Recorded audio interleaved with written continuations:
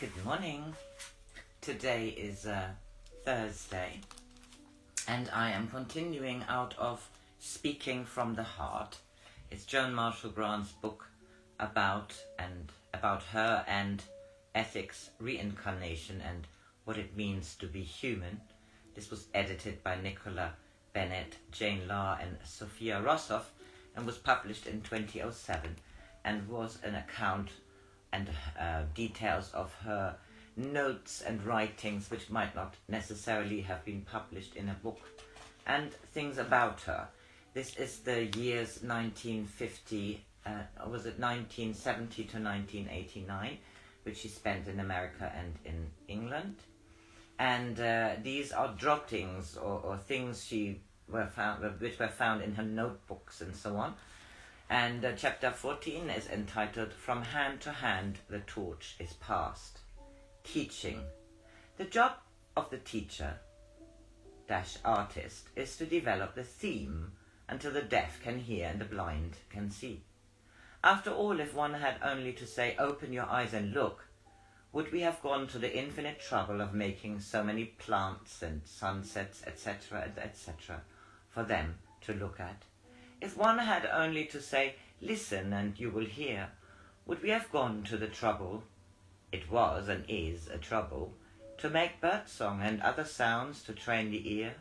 Or if it was only necessary to say, "Taste it and find out if it is food or poison," would we have made such a complexity of taste and smell? We made these variations so as to teach people, individuals, how to re-educate, how to use their senses so that they can say by their own authority, "This I know because I see, hear, taste, smell, touch, and on this solid rock will I build my church," using the word church in the original dialect, of which the nearest modern equivalent that I can think of at the moment is cognizant. Any real teacher uses his own empirical experience, which is still available to his conscious mind, usually gained in the current personality or earlier integrated experience, which has formed his character. There's no one I will ever meet to whom I cannot give something that I have learned. There is no one I will ever meet from whom I will not learn, because I learn each day, each hour, with each agony and ecstasy of my heart. I'm better equipped to learn. I'm gentle enough to teach. When you teach right, they never noticed they were being taught anything. They thought it just happened. All the teacher can do is to get into rhythm the personal experience of the individual, who is trying to learn how to utilize and therefore contribute his experience, feelings, into a correct pattern. The teacher cannot provide him with experience. All the teacher can do is to become aware of those facets of the pupil's five senses experience, which is assembled. If assembled into the correct pattern, they would be able to hear the music, etc., for themselves, and therefore, having heard it, would have a solid basis from which to make a center for themselves. Everyone must have his own center, and this center must be earned through observation of one's own empirical experience and the multiplication which arises from this center overlapping with other centers. Do not break your heart by trying to give other people the wisdom which they can only gain for themselves. Even if you could do so, you would betray the principle, for the core within them would not be what they had earned, but what you had given them. Do not try to provide your pupil with experience they have not gained. Do not try to be their eyes and ears and tongue and nostrils. All you can do is to teach them how to use what they have got. And nowadays, most important, what they have still got, although these attributes have almost become atrophied because so little used. Do not feel inadequate because you have not enough to provide them with what they have not earned, to replace for them the time they have wasted. All you can do is to discern what they have, and above all, what they have which they are deliberately not using. The act of putting information into the subconscious is the most deliberate of all acts. This cannot happen spontaneously because it is not part of the basic pattern. Therefore, I cannot remember. It's always I am too afraid, too ashamed, etc., etc., to remember. And only when the person decides to convert his undigested experience into energy, which will cause him to really grow, can the absolution, freedom, etc., etc., take place. All the teacher can do is to help his pupil to be brave enough to look for what he already has gained and yet fears to find. All the teacher can do is to help his pupil to avoid the cobwebs by which he had allowed his own eyelids to be sealed. But also all the teacher can do is to be an example, which makes the pupil wish to learn what the teacher has learned. The teacher who is learning so as to help his pupil to avoid cobwebs, so as not to waste time. The teacher who always knows that the pupil is not worth teaching unless he is teaching his pupils. From hand to hand the line of torches passed, unquenched, undying. This is headed Therapy. It is not unlikely coincidence that those whom one fails to rescue turn up at one's doorstep. When one tries to help and fails to do so, then one acquires further experience, so that when the same situation repeats, the response, the capability has grown, and so the situation with which one could not cope is now a situation which one can cope. It's interesting how the actors in the drama repeat their performance. The same individuals do yet the same actions, and they repeat their actions because they fail to learn, and therefore have nothing worth teaching, because the teacher in essence is a person who inspires the pupil to make use of his already available experience. This is very important for psychoanalysis. Let the patient relive an incident. This life or another makes no difference. Tell the patient that the only reason he clings to this incident, the primal act, etc., is because he has refused to learn from it. It is in fact the undigested bolus, large pill, the food of which that bolus consists, is irrelevant. Then tell the patient to look at the incident. It can be anything as trivial as, I had a pink dress, wet my knickers, and my sister had a prettier dress at my birthday party, to the incident of shoveling 100 Jewish babies into gas ovens or dropping a napalm bomb on Saigon. Notes. The forebrain must be got out of the way. It can stand aside as an observer, but must not get between the source of the energy and its purpose. The therapist can do no more than be aware of all his potential feelings. This is like listening for a sound on the rim of silence, and then feel the echo with the patient. Feel like a cat with the most delicate paws the area in which the sonance of the therapist can bring into harmony the dissonance of the patient.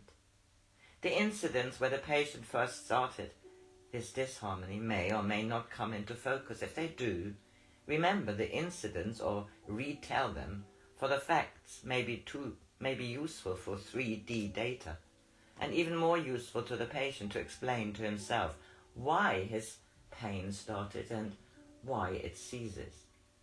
But the more frank feel the therapist can freely offer, the more likely it is the patient will choose or direct the energy to the area in which it is most useful. The basic expertise is to pinpoint the precise area in which the patient can be reorientated, can have sonance with instead of dissonance. There is where the therapist can be in danger, for the poise is so delicate that it is only too easy for her to be sent off beam by the clang and clatter, instead of the discordant bells smoothing, rediscovering their rhythm. But this interchange is not intellectual. Neither party should think what is happening, as this is a waste of energy and blurs the focus. The capacity of a healer is the range of his sensory awareness. If this range is only in 3D, He can be of great value, but he will not be able to heal syndromes which were caused prior to the birth or conception of the current physical body. Similarly, someone who has excellent sensory awareness except for his current physical body could, at least theoretically, be effective with psychosomatic illness which stems from a pre-persona, although totally unuseful when trying to cope with present persona injuries or diseases. The healer cannot cure symptoms which persist in himself, except such gross items as a lack of arm, or leg, or eyesight. For he offers the patient the share of knowledge of how to bring harmony out of discord, well-being out of malaise. If the therapist has not specifically got this experience somewhere in his totality, how can he share it? It is the benign experience he shares. Insofar as the therapist is fully aware that I am doing what I am doing and taking full responsibility for my actions, he will be fully effective if he can keep his forebrain from interrupting with, is it going to work? Am I doing it right? What are they going to say? The more he accepts personal responsibility, then the more he is part of the interchange of other individuals and so able to accept help from them if and when this help is needed. The individual cannot be helped by the others if this illustrious company, until he really uses his individuality, really takes on his own responsibility. This is the exact opposite of the leave it all to God, I am the instrument of Jesus, etc., and what the Galileans stressed over and over again, go out and do likewise. In the language of his time, he used very brisk slang. In healing, only the therapist's personal sensory experience can be active. The direction of the tide is what matters. The complete, or as near complete as one can achieve, of all that I have is yours to use, all that I can offer you to eat is therefore your nourishment. You can bring against me all your fears and therefore all your hatred and be secure, because I am I, as my master is and his master is, and we cannot be changed by the image of yourself in our reflecting pool, mirror, ? In Argot, we don't play dirty back, chum, so relax.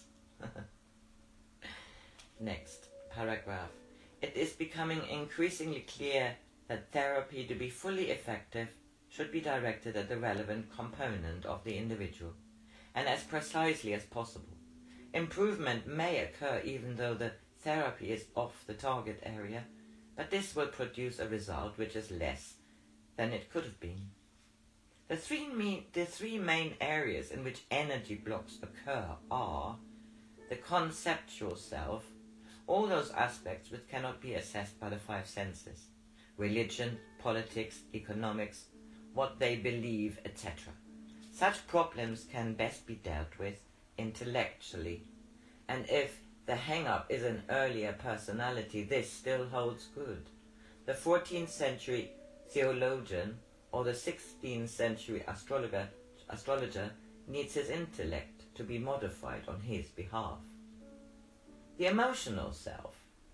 This contains every gradation from acute grief to pure joy, and all the anger, hate, fear, anguish, compassion, bliss, and joy which has been or is being registered by the current or any other period of the I, integral in brackets.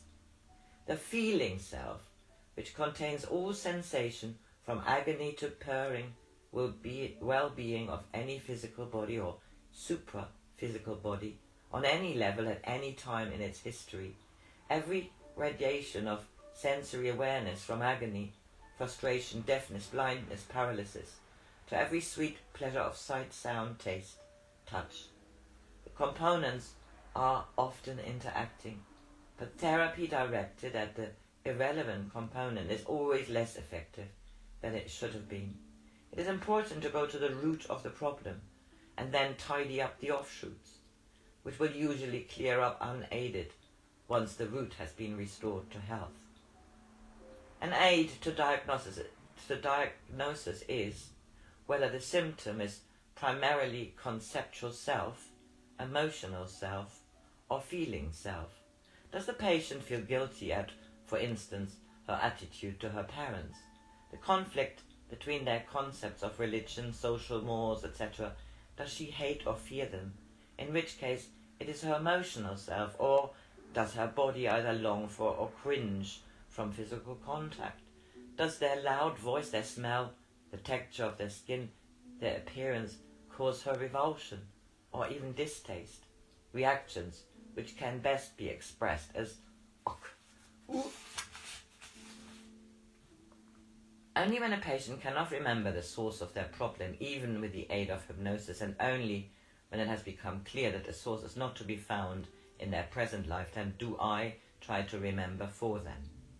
To do this sometimes means that I have to be so closely identified with the relevant peer episode in the patient's life that it feels as though the episode had happened to me, or to be more accurate, that the episode is happening to me, and this can be exhausting, painful, and terrifying. It is important to direct energy with the most exact expertise. Just as X-ray can be destructive, so can the indiscriminate use of the so-called healing energy. Direct the energy as specifically as possible. So I finish this here because the next chapter is entitled Psychic Training. Have a lovely Thursday.